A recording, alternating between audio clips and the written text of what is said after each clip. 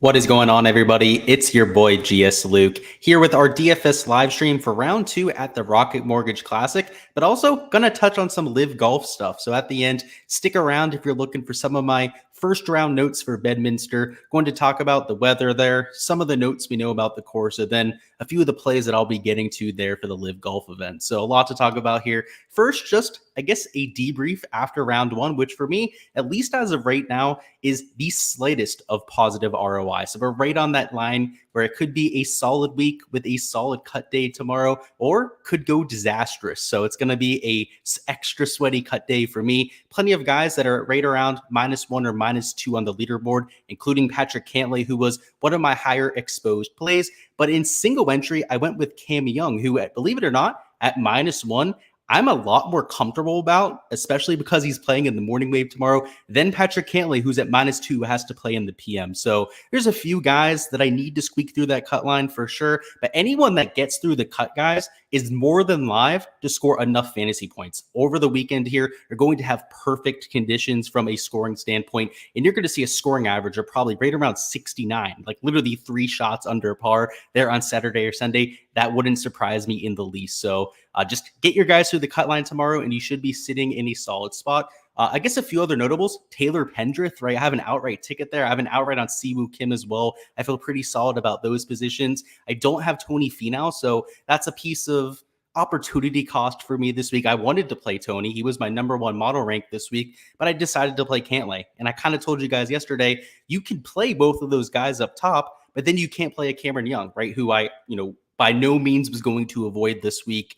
And by the way, guys, he just had the worst round with the irons today. So I don't know if he's going to be primed to bounce back. He certainly has to flip those irons around, but he was atrocious. I believe lost 3 strokes to the field with his iron play, which, if you look at his recent form stats, is just, an outlier of all outliers, right? He's been pretty much all positive in that category for the last 3 months. So I'll stop talking about my own lineups. Let's go ahead and talk about what to expect for tomorrow. I'll go ahead and share my screen.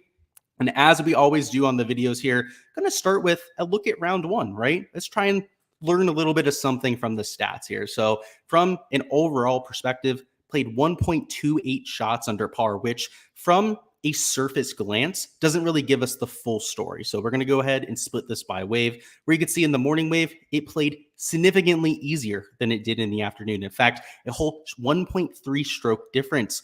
A majority of that was due to the wind, but also a few other factors. First and foremost, the greens. They got a lot crispier and a lot firmer throughout the day. In the morning, you were able to apply backspin to even some of your middle irons, like a 7 or an 8 iron was spinning back a good yard or two. So you saw players throwing in darts, and that's why the birdie percentages were significantly higher in terms of percentage there in the morning wave. In the afternoon, you were getting a solid 5-6 foot mounts, which you're used to seeing at major championships. But one thing I did note going into the week is that they were running the greens at 12 on the stimp meter, and that was on a Monday. Today, at least per the broadcast, they were running them at 12.5 on the stimp, which is unheard of for a PGA Tour event. I mean, they're used to running them at like 11.5, maybe a 12 on the stimp meter if they're getting a little bit frisky about it. But for round 1, at a regular tour stop that's typically a birdie fest, they ran the greens a little bit faster than usual. So one thing I've done to kind of tweak my modeling here is I've changed it from just a normal green setup to a fast green setup, which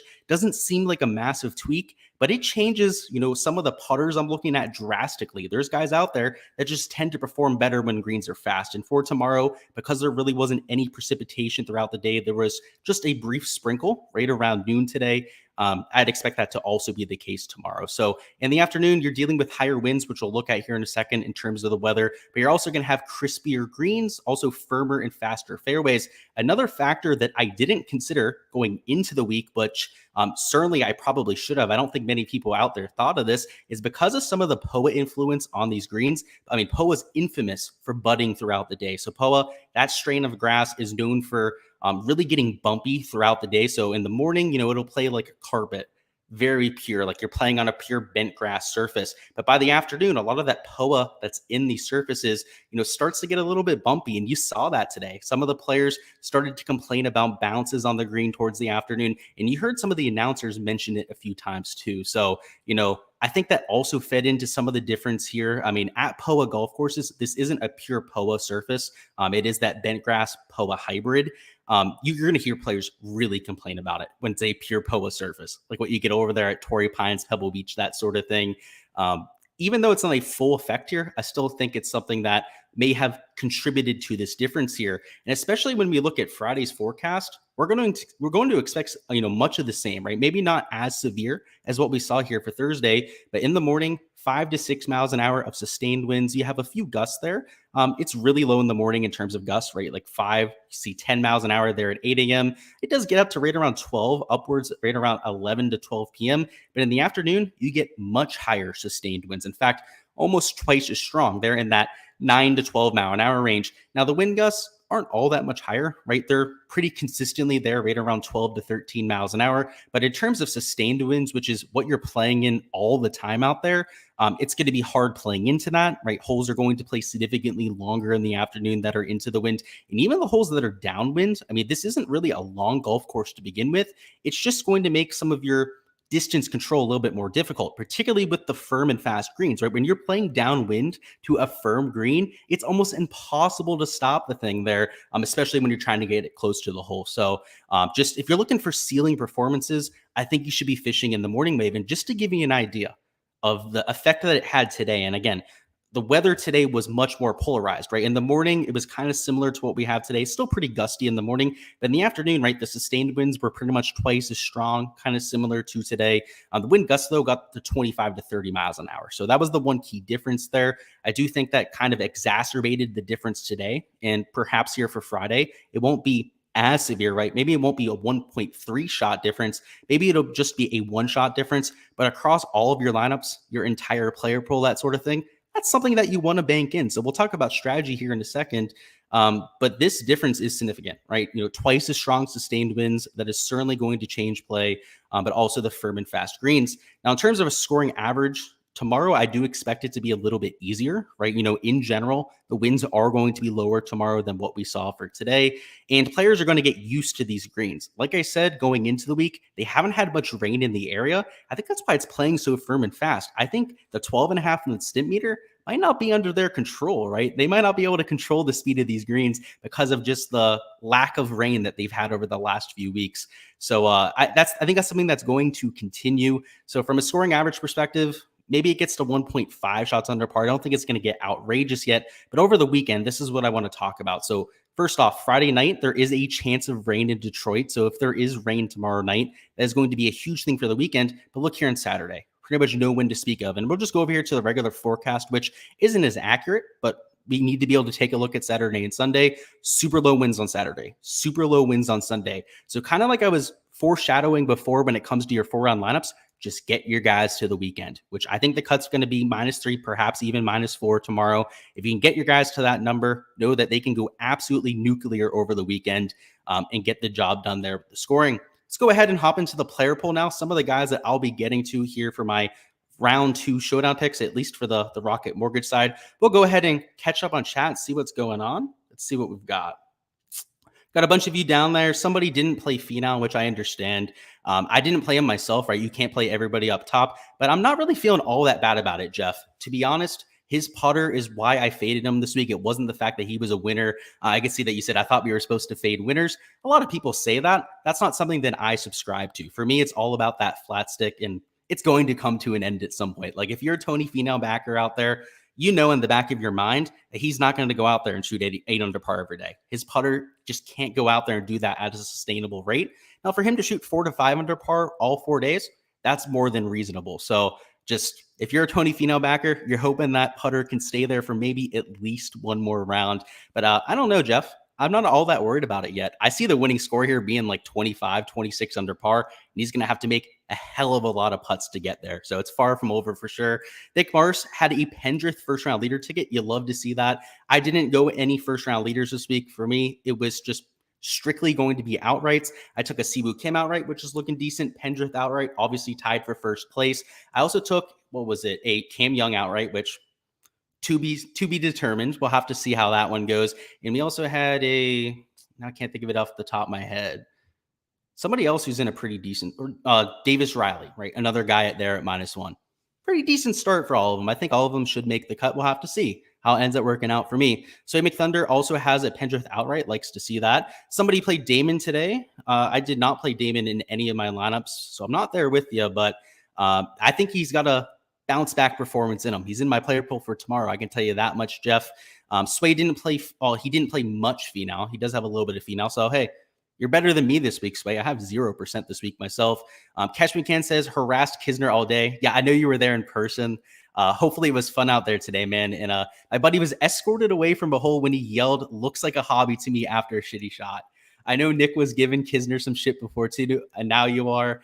He deserves it after the round, right? Even par. This is supposed to be his ballpark. He loves this golf course. He was talking mad smack going into this week, talking the talk. Now go out there and walk the walk, Kevin Kisner. We want to see you go out there and show us that it's not a hobby, like you're saying, right? I'm glad you were giving him shit out there. Mamba says, had dang near all the top golfers. I need Cantlay to come through. Yeah, he's at a decent spot. He should still make the cut, right? Barring an absolute blow up round there tomorrow. And like I said, it's all about the weekend. Like the weekend is where the scoring is going to be this week. Just get your guys to the weekend and you should be in a good spot. So Mike Thunder says, I can't believe I let myself talking to Cantlay over Finau. I don't know why you keep talking about Cantlay, but dude, he could very easily still outscore Finau. I wouldn't write him off yet. Like I said, you're talking about somebody who can't make putts versus somebody who's infamous for gaining 7 to 8 strokes in a tournament with the flat stick.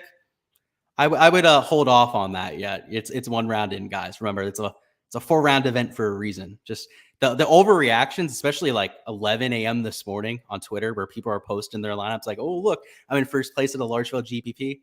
It's 11 a.m. on a Thursday, buddy. Ease off on that, right? Probably going to look like a clown in 2 days when you're losing money in terms of ROI, right? That's just a story that happens time after again. There's a curse out there, guys. If you post any screenshots, and I don't care if it's like in a group chat on Twitter, whatever it is, guys, just know you're probably cursing yourself. It's a legitimate thing. I've seen it just happen a million different times. Jack says there was about that 30-foot eagle putt by Cam Davis that went 10 feet past, and then he missed the birdie putt back. Yeah, there was a lot of that today. So that's the green speeds that you're talking about. So they're running them at 12 and a half. I mean, they could be 13s by the afternoon tomorrow, if not 13 and a halfs by the weekend, right? It's a golf course where they do have irrigation, but they hand water all of the greens. That's something that they mentioned on the telecast today. That makes it really hard to control the speeds. Whereas a TPC Sawgrass, they have irrigation on the green, but they also have the sub-air system. They can pretty much exactly choose the stimp meter reading, like not 12 and a half. They could choose like 12.2 if they want to, right? Get it down to the inch if they want to. It'll be interesting. This old time golf course might be dealing with some issues with the heat throughout the weekend. I think it's going to get really crusty. It might start to look a little bit brown out there. Catching says, guys, calm down. It's one day. Yeah, exactly. It's a 4-round golf tournament, guys. Like the more and more you talk about, Cantlay not playing well around one, just makes me think he's going to smash tomorrow. Like I'm not even playing him in Showdown. I'll say that he's not even in my player pool because he's in the PM wave. It wouldn't surprise me if he smashes tomorrow. That's for sure. He's a good putter, and he lost strokes putting today, guys. And that's going to be a recurring theme we talk about when we go through some of the plays here, is getting to guys that can gain with the flat stick that didn't do so today and set up a bunch of opportunities. Because that putter you can luck sack into that, right? You can make a bunch of 40, 50 footers out of nowhere and get to that ceiling performance. You kind of got to do that around this golf course. It's why Birdie Fest, effing Birdie Fest, like John Rahm says, infamous for, that's why he hates them. They're volatile, right? Sometimes it's out of your control. For Patrick Cantlay today, I mean, he missed a few 5-footers. That's under his control. He needs to make those 5-footers. That's for damn sure. But yeah, to make some of those scoring putts, some of it's out of your control. That's for sure. And yeah, Nick knows all about the screenshot curse. And that's the last comment we'll talk about before we hop into it. He knows all about it. And I do too. I've been bit by it more than a few times. Let's talk about some of the guys I'm getting to, though. So at the top of the board, Willie Z makes a ton of sense. Now, I didn't play him in my 4-round contest, but today he set up birdie look after birdie look. And frankly, we knew that was going to be the case. And perhaps the putter stays cold like it did in round 1, but if he gets it even to a neutral or even just gains a stroke to the field tomorrow, I mean, he's shooting 5 to 6 under par. He's playing in the morning wave. He was throwing darts out there. He hit plenty of balls that in the morning wave probably would have finished 5 or 6 feet away from the hole. But because of how firm and fast it was, they ended up 15 to 20 feet away, right? And that's the huge difference between the two waves. That's why when we looked at the ceiling performances, all of them were in the morning. It's not really about the greens being all bumpy, right? That has a small little effect. It's not really all that much about the wind because, again, players are used to playing in wind. Unless it's like 40-mile-an-hour winds, it's super cold, something like that. Then it gets a little bit tough, like what you have over there in Scotland from time to time. But that's not the issue. The issue was the firmness of the greens. Like these guys were hitting the ball 5 or 6 feet away from the hole, and it was ending up 20 feet away because of the bounces. That's something that they cannot control. It's really hard to account for. So I like Will Zalatoris in the morning wave. Just the shots gained metrics, even in the PM wave, were outrageously good. And again, if he just even goes to a neutral with the flat stick tomorrow, could go out there and shoot 4 or 5 under par. And that would probably be enough at $10,300. Might not be the best performance here up top, but for 2 to 3 maxes, single entries, those sort of events, I like Will Zalatoris even more. Now, just some general thoughts up top, because of course, guys, I can't give every pick that I'm getting to. You will have to check out the Patreon to get all of them. But I'm looking for guys that are playing in the morning wave. I should have mentioned that there with the waves before. I'm playing all morning wave. Not one guy in the PM is going to be in my player pool. It's something that I'm playing like a 20 max. I'm not playing 150 lineups tomorrow. So I'm going to try and condense my player pool. And one of the easier ways to do so, right, is to just only play guys from one wave, right? Do so. It takes out 75, 80 players out of the player pool. And then you just focus on the guys that were ball striking it well in round one and have room for improvement with the putter. That's really all I'm going with. And, with a lot of the guys here in black that I'm playing, that's exactly what we're going with. They're guys in the morning that have room for improvement with the putter. And there's plenty of them, especially if you look at the shots gained metrics there for round one. So that's really the narrative that I'm going with up top, even with the 9K range. Just to give you a few highlights, I'm not going to tell you whether I'm playing some of these guys or not.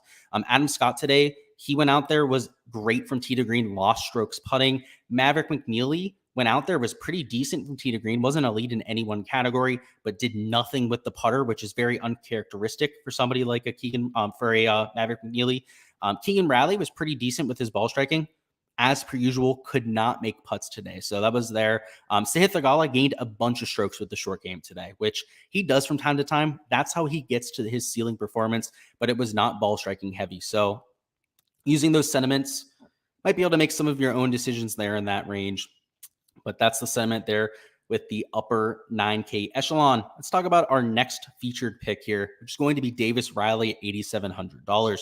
He's teeing off in the morning, and today looked like the Davis Riley of old. Last week, the 3M Open was really rusty. Pretty much every category was right around a neutral. Today was hitting a bunch of iron shots to 5 or 6 feet. And in fact, not cashing in as much as he should have. He was 3 under through his first 8 holes, ended up at 1 under by the end of the day. So if you're just box score watching, you probably think he didn't have that much success, but in truth, he did. He had 4 birdies through his first 8 holes, and really could have been a lot better by the end. He was striking the ball well. He wasn't making all that many putts, and somebody who, if he can just continue to ball strike it like he did in the harder afternoon conditions, make a few 5-footers. I mean, like, come on, man, right? This guy was gaining 3/4 of a stroke per round with the flat stick just a month ago. Just go out there and even be a neutral to the field, kind of similar to a Will Zalatoris, and you're looking at like a 4 under round. Let alone if he goes out there and spikes with the putter, like we've seen time and time and again from him, he could go out there and really break the slate. So $8,700 is more than fair enough for Davis Riley. Also 12.6% owned. So you can see Will Zalatoris also meant to talk about that a little bit too. Just 15% projected owned. Not like he's going to be chalk at all. I mean, in fact, there's most of the guys above $10,000 are going to be higher owned than Will Zalatoris. Here in the 9K range, 12% is, I'd say, pretty average. It's pretty flat in the 9K range. There's not really, there's like 1 or 2 pieces of quote unquote chalk in the 9K range. But outside of that, it's all pretty flat. It's all pretty close to the 12% number that you see here with Davis Riley, which is easy enough to get over the field on, right? Play 25%, play 30% if you want to get a little bit more aggressive about it. And you're going to have all the leverage that you need. A few other lower 8K guys that you might want to consider. And see, there's a bunch of PM guys. So you already know that I'm not playing them because I already told you. I'm only going with AM guys. You have Tringali playing in the AM, maybe worth a few looks. Same thing with Adam Hadwin. Also Chris Kirk. Now, the thing with Chris Kirk, he's going to be popular. He was popular going into the week. He had a great round today. When people get that reassurance after playing a bunch of them in 4-round lineups that he played well in round one, they have little hesitation of getting to him in the AM wave the next day. So he might be 20% owned. I have him projected a little bit below that in terms of his projected ownership, but he's going to be chalky. So if you get to Chris Kirk, understand that you're going to have to play a pretty significant amount. Whereas guys like Adam Hadman, guys like Cameron Tringali, for example, are going to be significantly lower owned. So if I was looking to get to anybody in this range, it'd be pivots in that direction. Top of the 7K range, you're going to get some chalk here, particularly with some of the guys that are playing well. Now, a few guys in the AM you might want to consider, right? Jooyoung Kim's in the AM wave. You have Troy Merritt here. Same thing with Chris Goddard. Also Brendan Steele. All of those players, I mean, I guess outside of Troy Merritt, he would be the one guy I want to keep out of the group as an elite ball striker, right? Jooyoung Kim looks like a top 25, top 30 player on tour at this point, at least with his shots gained metrics, how he's played over the last month or so. Goddard, an absolute striper. We know Brendan Steele is an elite level off the tee and approach player. These are prime candidates with receptive greens to go out there and shoot something low, right? Now, Brendan Steele, horrible putter, right? Chris Goddard looks like a horrible putter. They certainly got to figure it out there, but even if they just go out there and shoot to an even, a neutral tomorrow, you're talking about a ceiling performance. I would much rather play these type of guys than trying to luck sack into a putter, right? Because, Troy Merritt, I talked about putter being a key stat. For him to get to his ceiling, he's got to gain like 5 strokes putting because he's not going to gain 4 strokes with the approach play. He's not going to gain a bunch of strokes off the tee, right? He truly has to have the ceiling of all ceilings with the putter. Now, for him to get to 4 under par, maybe he just gains like 2 strokes with the flat stick, which is well within his range of outcomes. But I'm looking for ceiling performances, right? I'm looking to win GBPs. So I'm not looking to play somebody like a Troy Merritt, right? If you're in a single entry 2 to 3 max, maybe you consider somebody like him a little bit more. But I'm trying to get to some of these elite level ball strikers. So, in this range, that's really the mindset that I'm going with. But one featured play I want to talk about is going to be super low owned. He's a great piece of leverage here in the middle of the 7K range, and that is Alex Smalley at $7,500. He'll be teeing off in the morning wave. Today, I believe, shot 1 or 2 under par. I did not check what he ended up at there. In either circumstance, plenty of solid approach shots. I was tracking him for quite some time. Had plenty of putts in that 10 to 15 foot range. Now, didn't convert many of them. He's a little bit of a streaky putter, that's for sure. We've seen that even just in the small 1-year sample size with Alex Smalley. But there's a reason why he's firmly cemented within the top 125 of the FedEx Cup rankings. There's a reason why he's, maybe not a favorite for the, rookie of the year race, but he's certainly in the top 5. Like, he's cemented in that category. He's much too cheap to be $7,500, and he's much too low owned to be just 4.8% owned, particularly because he had a decent round today. Now you're going to have people that are chasing the Johnny Vegas round, right? He shot 4 under, but he's in the PM wave. Wyndham Clark was really popular. Even guys a little bit more expensive like Goddard, right? He has all that name recognition. Like, people want to play that new shiny toy, right? I'm not sure that Alex Smalley is going to be somebody that people get to in bunches. So you can see I have him projected to be owned at 4.8% of lineups, which, like I mentioned, just far too low. I think he should be much closer to like 8-9% at the very least by the field. And, if he's going to be 4.8% owned, I might play 15 to 20% to get a little bit of extra leverage there because I think he's just that good of a play. So in terms of percentage tomorrow, might be one of my higher leverage plays. In terms of the lower 7K range, just to give some thoughts here, definitely AM guys. Like I mentioned, I'm not playing any PM at all, so that shouldn't be a surprise. But a few other volatile players. I know I mentioned Joel Damon before. He's a prime bounce back candidate. Played horribly today, but we've seen time and time again from Joel, he's able to buck that trend. And even when it doesn't seem like he should care, he's gone out there and scored in the past. He's somebody that I love playing in Showdown. He's volatile. Particularly when he's low owned and low priced, and he's both of those things tomorrow. So $7,400 makes quite a bit of sense to me there. And see a bunch of PM guys here. You see like Day, Turan, Sig, Rogers. Not playing any of those bums. I have some of them in my foreign contest, but not going to be touching them in Showdown. I'm Chesson Hadley, Ryan Palmer, Harris English. Now this is a interesting trio, so I kind of want to group these 3 players together. They're crazy mofos, hybrid or better percentage players, very streaky AM players. That seems right up my alley for these large field GPPs. So I'd be highly considering those 3. They're the kind of volatile players you're looking to get to. JG Spawn, pretty volatile player. I like that. Scott Piercy, if you're looking to ride that form. maybe try to get to him. There's a lot of options in this lower 7K range. Now, you can't play all of them. You're going to have to pick your spots. The ones that I'm favoring are the ones that ball strike it today, or historically are elite level ball strikers. I'm trying to avoid the guys that luck sacked into putting, right? So, like a Brandon Wu gained a bunch of strokes putting today. Let's see. Who else luck sacked themselves into a round? Adam Svensson gained a bunch of strokes putting today. It's a little bit concerning to me. Kurt Kitayama gained a bunch of strokes putting today. Those sort of things really start to kind of concern me. So there'll be guys that I'm playing in this range. It's the guys that had the best shots gained approach stats. And anyone that's popular, I guess I should mention that too here in the 7K range. I'm just avoiding anybody that I have above like 9, even 8% ownership, sometimes even 7, just a blind fade for me. There's going to be plenty of guys that are like 4% owned. You can see 2% owned here with Bo Hostler, who we'll talk about here in a second, that you can get to that aren't half as likely to succeed, particularly because they're volatile players that go out there and pop from time to time anyways to begin with. So there's going to be a lot of pivots in this range and not a lot of chalk that's being eaten. And an example of one of the pivots that's also relatively low priced is going to be Bo Hostler at $7,000. He's playing in the morning wave.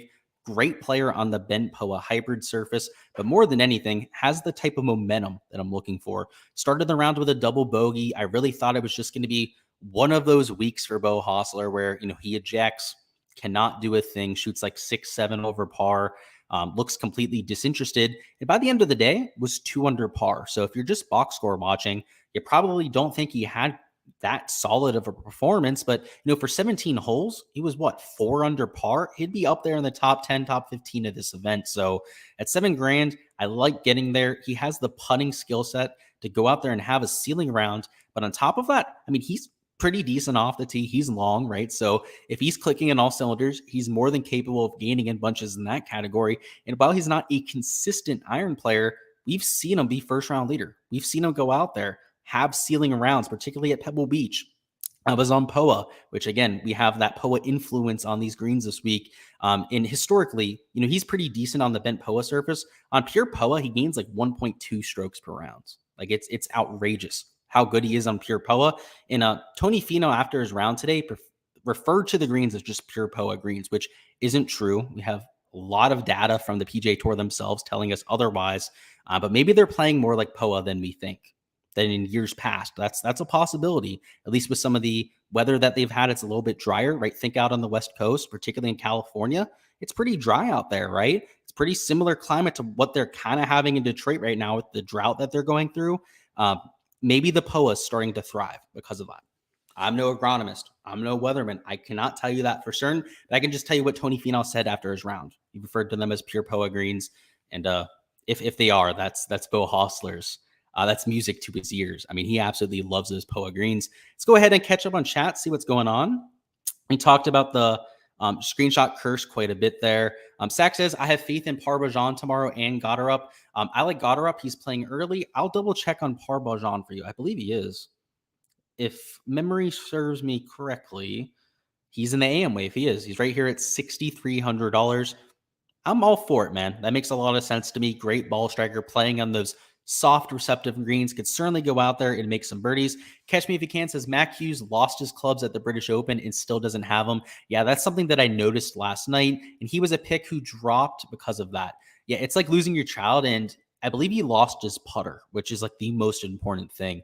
Guys can kind of get away with losing their clubs, particularly if they're ball striking specialists. They'll get them irons that pretty much resemble the same thing. No putter's the same. They got slight tweaks to the angles. They're going to feel different. They're milled by hand. Some of them, are going to feel like they're hot off the face. Some of them might feel a little bit more dead than others. I tend to agree with you there. I do think it affected him. But hey, he's like 1 over par. Who knows? That guy's a crazy mofo. He goes out there. He gains 3 to 4 strokes putting in a round from time to time. I wouldn't throw it past him, that's for sure. Michael says Cam Champ is going to win. That would be interesting. He's definitely got to continue the putting, though. I like him at golf courses that are a little bit more difficult because of the lack of putting needed. But who knows, man? He looked pretty solid with the flat stick today. Sway McThunder says Merritt gaining ball striking for a while now, losing with the putter. Did the same today. Hey, maybe he has that upside, but yeah, and he's kind of been playing weird for the last few weeks. And I think that's why his performances really haven't been like all that elite. is because he's kind of playing in that type of funk where, he's succeeding in the categories that he's historically not that strong in. I actually take that as a little bit of a negative sway, but you never know, right? He could continue the ball strike it and then find the putter, go out there, have that ceiling round. It's just kind of been like that for a while, like you mentioned. But who knows? He could snap out of it. That's for sure. Kishman Can says Merritt led the field in shots gained tee to green last week and lost 5.6. Like you said, he might be due. He might not be. Like it's not even just last week. It's been like the last few months. He's stuck in Groundhog Day. I don't know what's going on with Troy Merritt. He's completely lost his baseline. Like he's not playing like the Troy Merritt that we've seen for the last like 4 to 5 years consistently. He's like I said, he's stuck in Groundhog Day. Max Howell says, "Are you playing any Harris English?" I might be. I like the play tomorrow. I'll tell you that much. You got to check out my Patreon, Max. That's why it's on there. I can't give away the beans on every player in the field. That's why I go over the 8 players that we're talking about on the video. There will be a few more that we go through here in a second. Aiden says, did he talk about LIV yet? I have not. That'll be at the end of the video. So after I get through the player pool, we're going to hop into the LIV stuff. So stay tuned for that. Big Tech says, Joel not looking good to make the cut. That's for sure. Yeah, I didn't play Joel this week. Yeah, I did not play him in my player pool, so I'm okay with that. He can miss the cut for all I care. But I do think he's a good showdown play. He's somebody who he's shown in the past an indifference to his score. He's gone out there and still tried when he's been behind the 8 ball. Max says, do you like Cam Young? Again, man, you're going to have to check out the Patreon page. There's guys that I'm not talking about for a reason on here. Max Smith says, Joel Damon took a vacation to Italy after the Open. Yeah, a lot of guys did. So did Sam Burns. So did Scotty Scheffler. They went together. I believe Joel Damon was probably with them in Italy. A lot of them were posting on social media from similar restaurants that I've been to before in Italy. So that's how I knew they were there. I mentioned that during my Discord. I believe a whole like caravan of like 8 to 10 of them went to Italy. And obviously Scotty Scheffler and Sam Burns, because of their boys, were posting a lot together. They had that picture on social media of them doing the scuba diving. That was also in Italy. So yeah, man, you said probably didn't touch a club. Yeah, that's kind of his thing though. Like, he got his round in today. He got his swings in today. He's kind of like a Brooks Koepka. He doesn't practice all that much. He self-admittedly, Joel Damon doesn't like to golf, kind of like a Brooks Koepka. I like him tomorrow, man. I think that's enough reps for him to get in there. I know for me, it takes me like 2 swings to get into my swing. And again, it's an individual case. I think Joel Damon's that same type of guy. He doesn't seem like somebody that needs to be out there and in practicing a whole lot, to be honest with you. He's not that type of guy. Big Tech says, so can I take a picture of my terrible lineups and they win reverse curse? That might be a thing. That might be even worse, though. It might still just curse them even more into oblivion. So you never know that, Big Techs. Striker says, maybe Battle is good this week. Maybe. Couldn't tell you, boss, man. I don't have any interest in him, to be honest with you. His upside's capped. He's one of those guys who has to luck sack into a putter. Michael says, what do we think about Callum Turan? Very consistent of late. He's impressing me. I mean, towards the beginning of the year, he was a nobody. Nobody knew who Callum Turan even was or what he looked like. And now he's somebody that we're playing in 10, 15% of our lineups. Now, do I like him for Showdown tomorrow?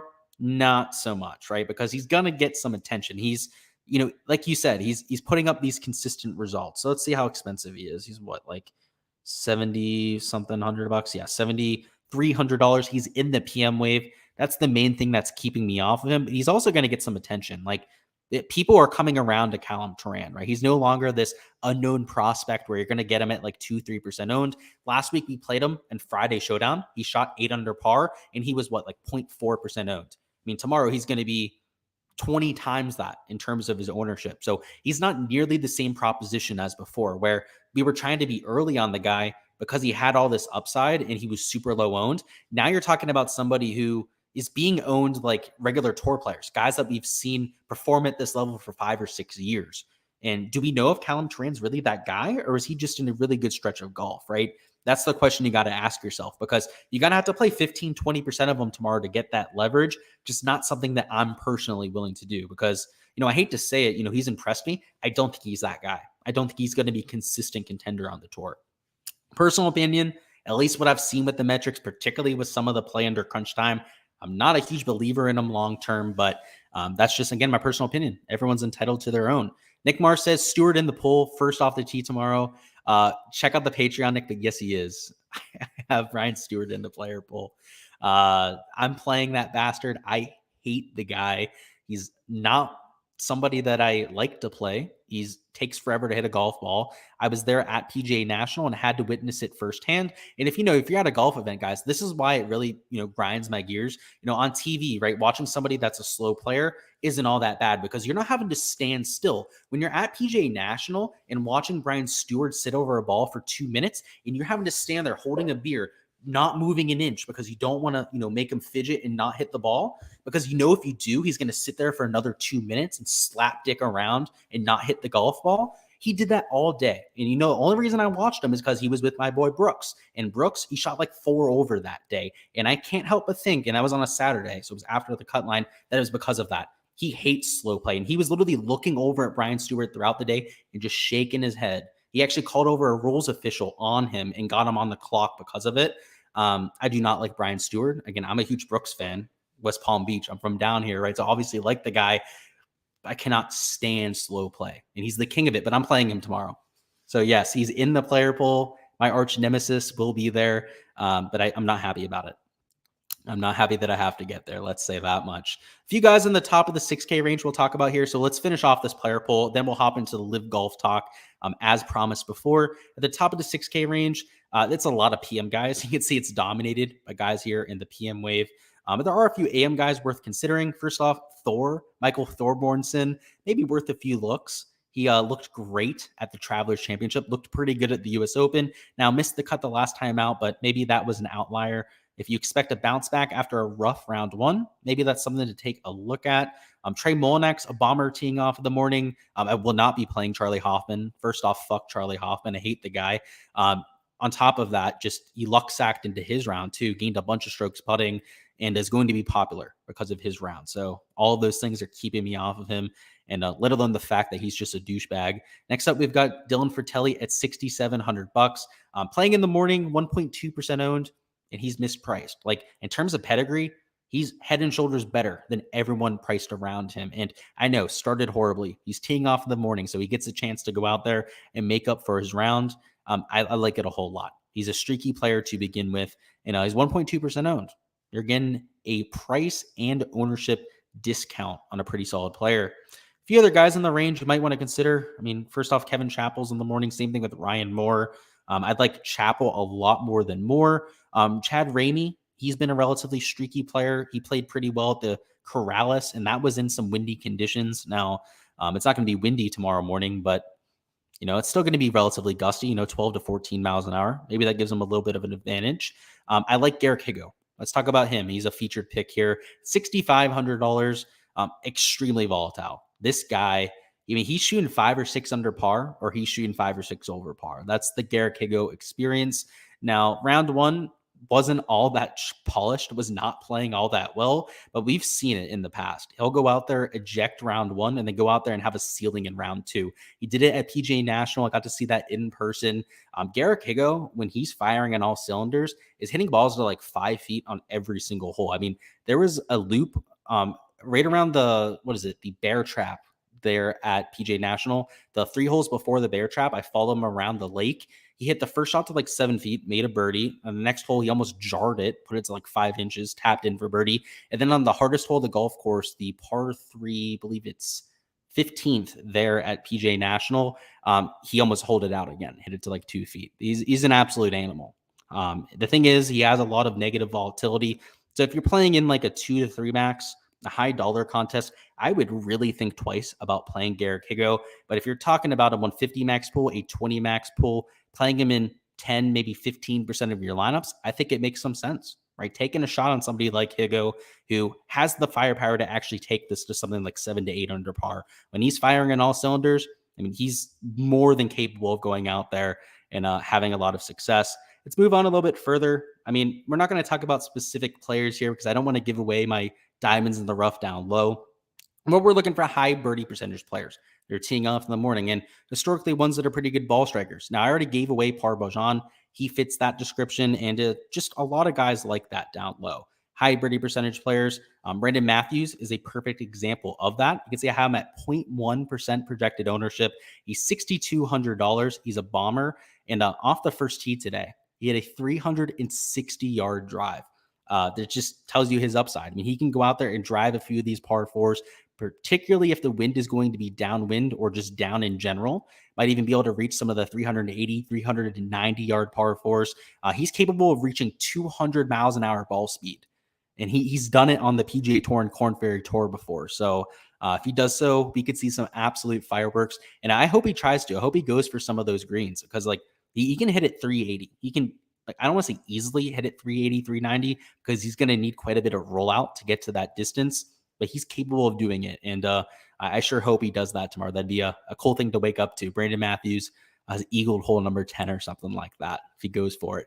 Next up, we've got Sung Kang at $6,000, and I'll be playing him too. He played decent today, is under par. A volatile player that I usually like taking for first round leader when he's teeing off in one of the first groups of the day, but he's an even $6,000. And I mean, like, it seems like once a year, this guy's due to shoot like 8 to 10 under par. I mean, like every single season, you'll see him. He goes out there, shoots like a 62 or a 60.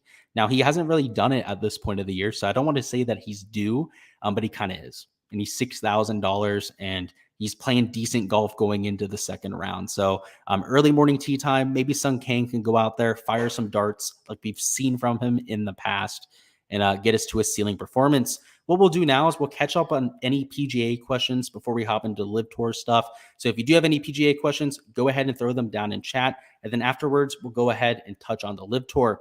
We have Nick, who says Stewart in the poll. We already talked about that. Sax says Bryson DeChambeau is the best at wasting TV streaming time. Yeah, he's not the fastest player. With his calculations, he takes quite some time. Sax says, thank you for pronouncing his name for me. Yeah, it's Thorbjornsson. Michael Thorbjornsson. Bjorn with the silent J there. So it's something I worked on. Michael says Stewart needs to some heckling. Get on with it, you slapdick. I wish I would have said that. I probably would have gotten kicked out though. I don't know if he was dealing with something that week, but he was taking especially long. I mean, even the announcers were kind of giving him a shit for it. But yeah, ever since that experience, I've had something against Brian Stewart. That's for sure. It's an annoying thing to see in person, let alone if you're playing with him. I can't imagine how frustrating it could have been for somebody like a Brooks Koepka. Let's go ahead and take a look at the weather, though. So we're going to hop over to the LIV Golf side, and let's start with the weather before we talk about the golf course. So weather for tomorrow, they're teeing off at 1 p.m. Remember, it's a shotgun start. There is no such thing as a tee time split on the LIV Golf Tour, which personally I like. Thank God. I do not like having to deal with weather. I think that it takes some of the skill, right? I mean, you have to deal with an even playing field. It makes it more about skill and actually identifying guys that are hitting the ball well or that have room for improvement with their putting rather than just blindly playing a wave like we're doing for today, right? It works. It's effective. It's good from a long-term standpoint, but I want to say like the DFS purist in me, wants it to be an even playing field. Wants it to be all about skill when you're winning, not necessarily so much about knowing to play the right wave, because there's people out there that just don't know to play the right wave, right? And they're really going to struggle tomorrow when it comes to Showdown. Now, from an ROI perspective, that's great, right? We can take advantage of that. But I'm a competitive guy. I like to actually win things when I win them too. Even if it's a detriment to my ROI, I'm a prideful person. I have to say that. Let's go ahead and look at the weather. So in the afternoon, looks pretty benign to me. You can see 7 to right around 9 miles an hour at a max in terms of your sustained winds. And then the wind gusts are in that 10 to 14 mile an hour range. Now they'll be finishing up, I'd imagine, right around like 6, maybe like 6:30 p.m. at the very latest. So it actually does calm down a little bit the later that the day goes on. But like I said, there's no advantage to be had here. They're all teeing off at the same time. And it's not like, they're all in the PM wave. They're all literally teeing off at the exact same time. So they're going to be out there in the same conditions. Now, where we can start to get an edge is with the golf course. And when it comes to the LIV Tour, I think that's really the one thing we need to hunker down on because, like I said, weather is not a thing over there. There's no playing the AM or the PM wave. Statistics, not really a thing either. There's no live shots gained for us to go off of. So what can we leverage? Well, 2 things. First off, skill set fit. Trying to identify what type of guys should play well at a golf course because, that's our bread and butter, something that I do quite a bit of in terms of the PGA Tour side, but we need to especially lean into that with this golf course. So I'll just bring up the player pool here. We'll continue to talk about the golf course here because it's a long golf course, guys. It's 7,900 yards. Now, they converted one of the par 5s down to a par 4, so Rather than being a par 72 that's 7,900 yards, it's going to be a par 71 that plays close to 7,800 yards. Now, it's over there in New Jersey, right? It's at sea level. 7,800 yards is unbelievably long for a par 71. I mean, you're talking about almost unfair with the distance. Guys that are towards the bottom of the board that aren't super long off the tee. I mean, I kind of feel bad for them, right? And there's not all that many, right? A lot of the guys down low are these young up and coming bombers that should be able to get the job done. But poor old Dick Bland, Richard Bland, he's got like no shot at playing well and having a ceiling performance. Graham McDowell, like I just don't see it tomorrow. Henrik Stenson, for example, I don't see it. Pat Perez, Lee Westwood, just take all the old farts and eliminate them from your player pool. It's a 7,800 yard par 71. Those type of guys, I mean, they're going to have to hit the ball perfectly to set up enough birdie opportunities to have any chance to win here. Who are the guys that I want to play? Bombers, right? It's really not rocket science. But because there's not all that much information out there, I'm not sure if that's going to be what everyone does. Now, let's talk about the two bombers that everyone will play. Dustin Johnson and Bryson DeChambeau. I can tell you right now that those will be your two highest owned players. Guarantee you. Now, Bryson might even be higher owned than DJ. It seems like a lot of people are in on the Bryson DeChambeau strain. So if you're looking to get unique, right, don't think you're doing so. Playing the two bombers up top. Now, do I think they're great plays? Absolutely. I think they're by far the best plays on the slate. So I will still be getting to them, but we're going to have to differentiate with our mid-tier guys, right? So let's talk about some of the bombers that I think are deserving of some attention tomorrow. So first off, Brooks Koepka. He struck the ball beautifully there last week. In fact, was, I believe, one of the best players through the first two rounds with his shots getting tee to green. Just cannot make a putt for his life. Was also pretty solid at the last LIV Tour event. Again, no stats to go off of, but was in contention through the first two rounds. I think that speaks quite a bit of volumes to how he was playing. And again, it's not the most competitive field, but you're still talking about quite a few of the top 100 players in the world, right? To be in contention in that field means something. So $9,800. He's going to be a little bit lower owned than somebody like a Bryson or a DJ. So if you're looking for some type of leverage, might be worth looking in that direction. Excuse me. Now, we're going to have to take some actual leverage plays, right? So, I mean, Brooks is still going to be like 15% owned. He's still going to get quite a bit of attention. Now, guys like Matthew Wolff, for example, Sergio Garcia, for example, they're going to be really low owned. I mean, Matthew Wolff might be like 8-10% owned. Somebody like Sergio might be like 5% owned tomorrow. These are the type of bombers that I'm seeing myself getting to. Let's see who else. Poulter is going to be somebody I'm fading, right? His distance isn't really there. Even Laurie Cantor doesn't have the elite distance I'm looking for. Same thing with Justin Harding.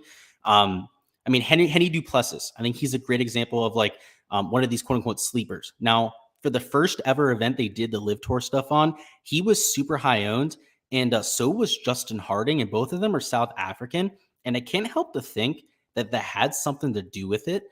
I don't know if a bunch of South Africans are playing the LIV Tour stuff or whatever it is, but all the South Africans were just like through the roof in terms of ownership. I mean, even Brendan Grace and Charles Schwartzel were like way higher owned than they should be. And so maybe that's the thing. Maybe Duplessis is also going to be chalky once again. But right, like your average PGA Tour player, your average golf fan doesn't know who Henny is. And he's a long bomber. This guy, brute strength. There's a reason why he's one of those unknown prospects that's still on the LIV Tour, right? They're filling up a lot of these spots, and they didn't fill Henny's spot because he's actually gone out there and been pretty damn impressive. So I will be getting there. He's one of these quote unquote lower owned bombers that I see myself getting to. Peter Uihlein, another guy you might want to consider at $7,100. Let's see. We got Hudson Swafford, has more than enough distance to take on this golf course. Let's see what else we've got. A lot of guys down here are relatively short. I guess I'd say James P.O.'s got the distance. He carries it like 305 yards, 310 yards. That should be enough to get by. A lot of these Japanese tour players don't hit it very far.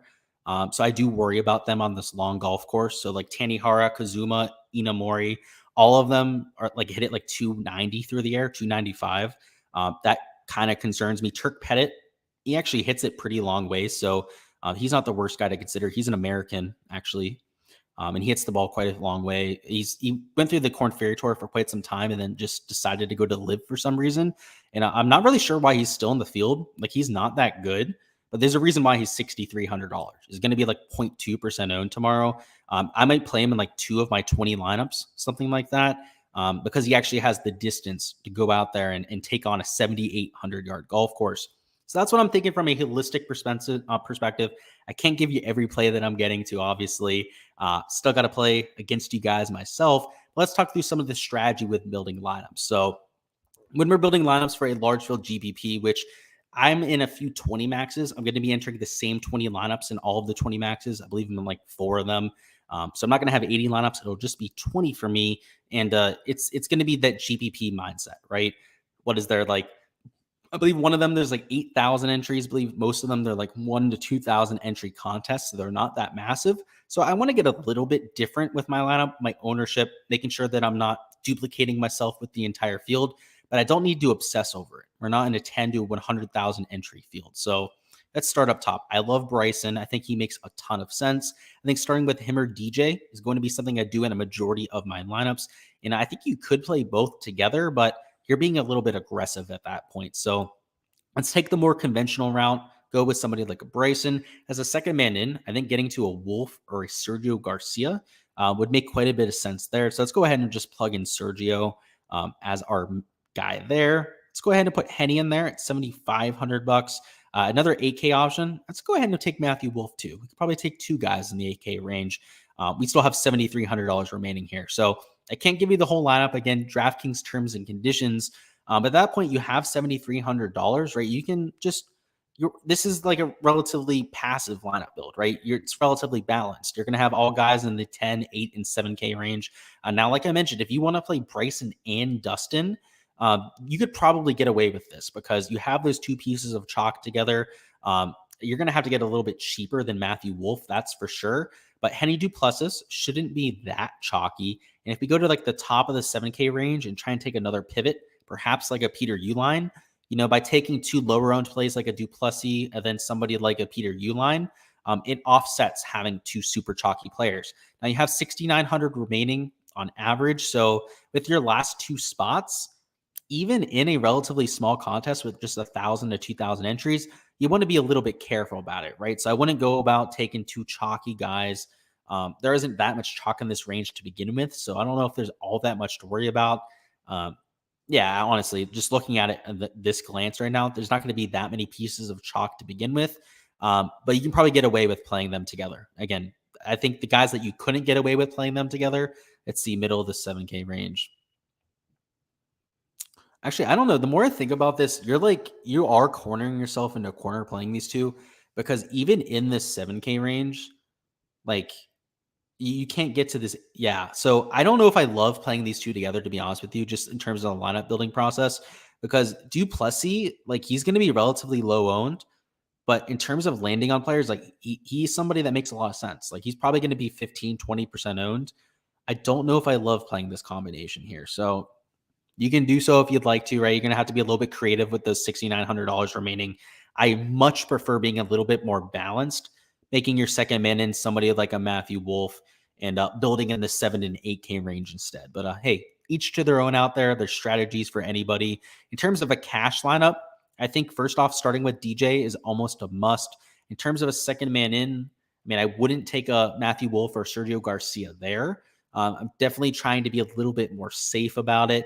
If we're looking for a safe play, I mean, Taylor Gooch is a relatively safe play, but again, that puts you at $7,100. So there's quite a bit of opportunity cost with doing so.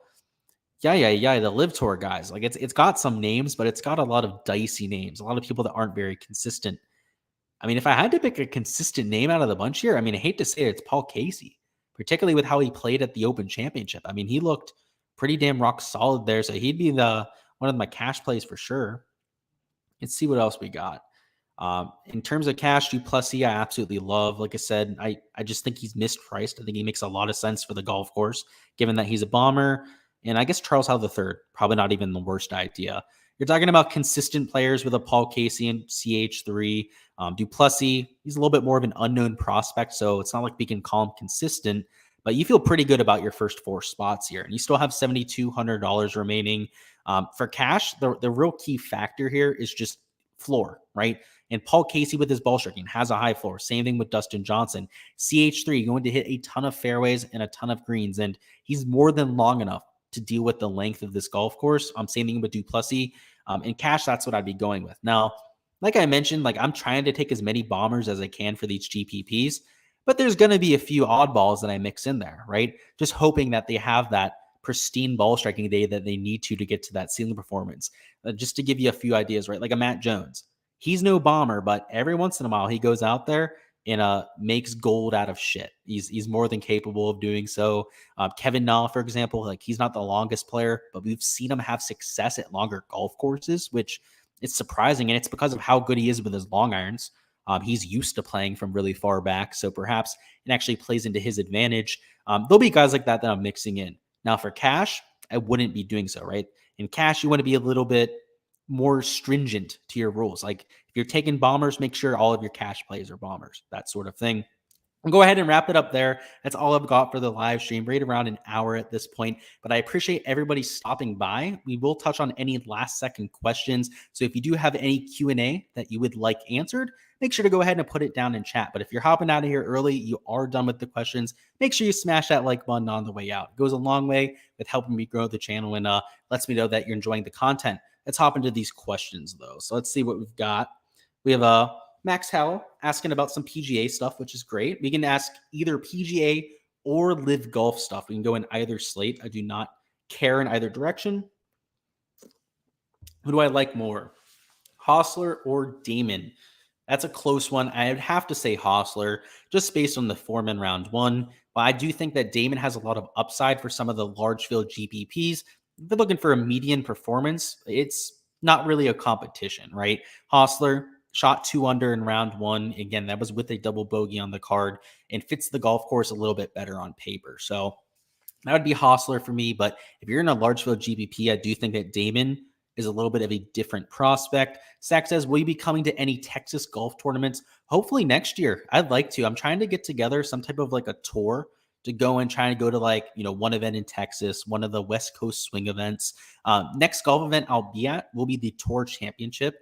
That'll be at Atlanta in just over a month. And then after that, I'll be at the President's Cup up there in Quail Hollow, Charlotte. So I'm looking forward to both of those events. If anyone's going to be at either of those, make sure to go on and say hi. I'll buy you a beer. We'll do so. It'll be a good time. We'll chat it up, watch some golf together. So I'll be at those two events. If anyone's going to also attend. And Jack Fisher, who says, I've got James Fio at 6-1 for a top 20, potentially a future top golfer. Yeah, I think so too. Anyone that wins the USAM, particularly at a golf course like Oakmont, gets a lot of bonus points. And like I said, when it's a course like Oakmont, that's a major championship tested field, it means a whole lot more. So I tend to agree with you there, Jack. I'm really bullish on him long term. Zach says Koepka has the body of a linebacker and hits harder bombs than DJ, for sure. And Goddard looks exactly like somebody like Brooks. So that's kind of why I'm so bullish on Goddard going forward. Aiden says Mayo mentions Henny Duplessis all the time, probably responsible for the chalk. Probably. He's got that funny name. I think he mentions them because of how great his name is. He's a great player too. There's a reason why he's still on that tour. The reason why he hasn't been completely shucked back by them. Max says pick one. Matthews, Ramey, or Kang. That's going to be Matthews for me. Nick Mars says just lock Patrick Reed and call it a day. You can do that. I know you love playing yourself, somebody like Patrick Reed. He said, don't do it. Don't pick 6 guys. Did I do it? I don't think I did. I think I held off this time. I'm getting better at it. Right? I'm learning. I got to go out there and not breach these terms and conditions because there's people out there that try to be little Karens and send it to Draftkings for whatever reason. Like, what are you doing? What are you accomplishing with your life by spending your time doing so? Either way, I digress. I'm not a loser like those people out there. Anyways, Jeff says, do you do ownership projections review? Yeah, I look at my ownership projections afterwards quite a bit. There'll be guys that I'm pretty decent on, guys that I'm relatively off on from week to week.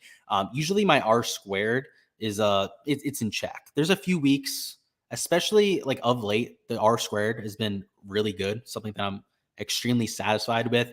But like a few months ago when we had the Zurich Classic, for example, where we had the team situation, my R squared was a little bit off. Like it was really hard to predict ownership for that team event because of the team aspect. There were 2 players to choose from.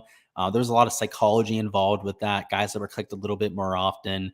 Uh, it depends week to week, but yeah, I do track that, Jeff, for sure. Zach says, do you like Reed or Kokrak? I like Kokrak a little bit more. He's a little bit more of a bomber than Patrick Reed. Nick says, dude, you got to come to the Zurich with you. Yeah, like I got to pick events to go to. Like the Zurich would be a good event to go to. Like it's a different format. I'm not used to going to those. I'll let you know, Nick, because that's not that far either. Like I'm willing to go to Charlotte for the President's Cup. You know, I'm willing to go up there to Louisiana. So I'll take you up on that. I'll let you know next year. That's an event that was on my short list. Events that I really want to go to. I really, really want to go to Pebble. So there's a really good chance I'm going to try and go out there to the Pro-Am next year. First off, the Pro-Am aspect's pretty cool too, right? You get to see a lot of celebrities in person. So I want to go for that aspect. But yeah, Zurich's up there. Travelers, I really want to go to the Travelers. I hear just great things about the in-person infrastructure, the event in general. I hear it's one of the better events to attend in person. So I want to go there. So yeah, there's a few of them there, but I'll definitely consider that one. Aiden says, are there placement points in round one LIV Showdown scoring? There are not. So they don't do placement points. I'll go ahead and share my screen just to show you here. It's just your usual Showdown slate. So, kind of like for PGA here in round two, you're not going to get placement points. Oh, not export to CSV. Silly. So here we go. You can see you get points for double eagles. You get your streaks and bonuses for a bogey free round, hole in one, streaks, all of that, but no placement points. So it's your typical scoring there for like a round two or a round three showdown on the PGA side. Let's see what else we've got. We have Forbes down there. What's going on, Forbes? You got to see your new puppy. We got to get him on stream. Yeah, that's my brother. He got a Dalmatian puppy. Yeah. You have to, I don't have my cat here. I was going to grab my one of my cats and put him on stream. But yeah, we got to get the Dalmatian on there. That's cool. And last two questions before we hop out of here. We got Saka says waste management is the best tour event. Yeah, they say it's like the waste management of the East, the Travelers. In fact, last year, more people went to the Travelers than the Waste Management Phoenix Open. So that's the only reason I know that it's like an event to get to. But waste management, you bet your ass is on that list because you can stay in Vegas and go to the Waste Management Phoenix Open and then like travel back to Vegas. I believe it's like an hour and a half or 2 hour drive or something like that. So if you get a limo, you get a driver, something like that, you can make it a whole experience. So I might be doing that at some point here, going out to Vegas, going out there a day or two to the Waste Management Phoenix Open.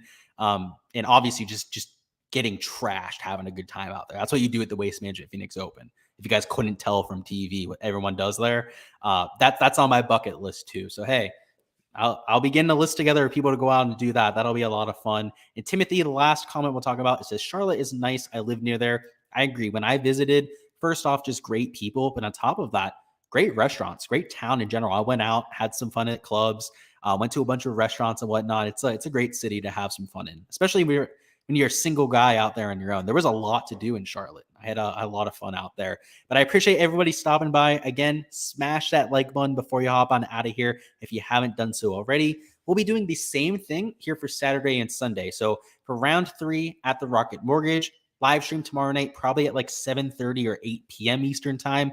We do have to wait for the cut to happen. So going to be a little bit later because of that, but we will have you covered. I promise that. And at the end of those live streams, we'll also be touching on the LIV golf stream. So we'll know a lot more about the LIV course after tomorrow, have a little bit more of an idea of who to target there. So if you're playing LIV golf, make sure to stop on by for that. And also prize picks content. So there will be a round 2 video coming out tonight, be touching on some of my Rocket Mortgage picks here for tomorrow.